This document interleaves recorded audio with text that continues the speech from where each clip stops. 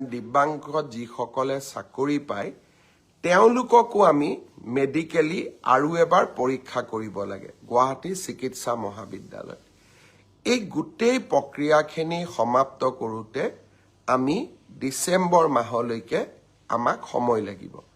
জানুৱাৰী মাহৰ 10 তাৰিখৰ আগতে আমি চতুৰ্থ বৰ্গ এডিআৰিত যিসকলে উত্তীৰ্ণ হৈছে তেওঁলোকক আমি নিযুক্তি পত্ৰ দিম আৰু জানুৱাৰী মাহৰ 15 তাৰিখৰ আশে-পাশে তৃতীয় বৰ্গত যিসকলে উত্তীৰ্ণ হৈছে তেওঁলোকক আমি নিযুক্তি পত্ৰ বিতৰণ কৰিম। ইয়াৰ পিছত আৰু কেইটামান বিভাগৰ নিযুক্তি পত্ৰ আছে।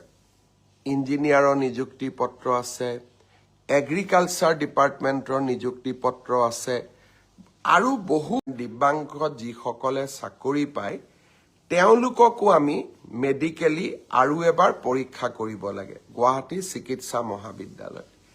এই গোটেই প্ৰক্ৰিয়াখিনি সমাপ্ত কৰোঁতে আমি ডিচেম্বৰ মাহলৈকে আমাক সময় লাগিব।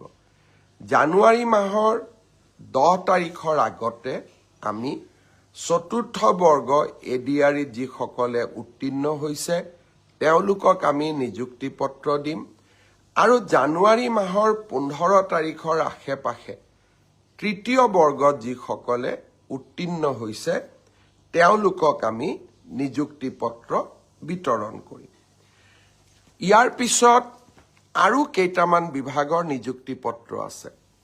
ইঞ্জিনিয়াৰৰ নিযুক্তি পত্ৰ আছে, এগ্ৰিকালচাৰ ডিপাৰ্টমেণ্টৰ নিযুক্তি পত্ৰ আছে আৰু বহু দিব্যাংগ যিসকলে চাকৰি পায় তেওঁলোককো আমি মেডিকেলি আৰু এবাৰ পৰীক্ষা কৰিব লাগে গুৱাহাটী চিকিৎসা মহাবিদ্যালয়।